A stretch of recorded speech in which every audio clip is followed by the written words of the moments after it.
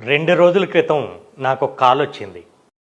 Vanasthalipuram FCI కాలనీలో ఒక 400 గజాల ప్లాటు 20 సంవత్సరాల పాతింటితో సహా సేలుకొచ్చింది.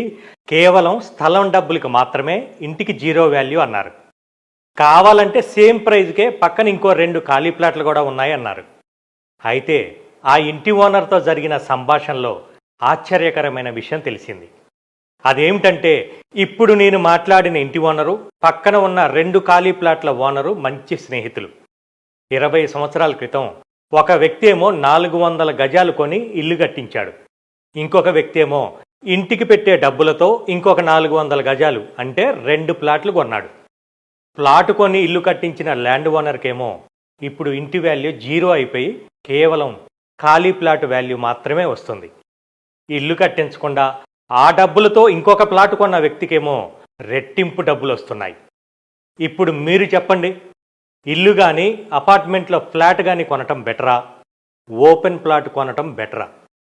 రియల్ ఎస్టేట్లో కొన్ని నిర్ణయాలు జీవితాన్నే మార్చేస్తాయి.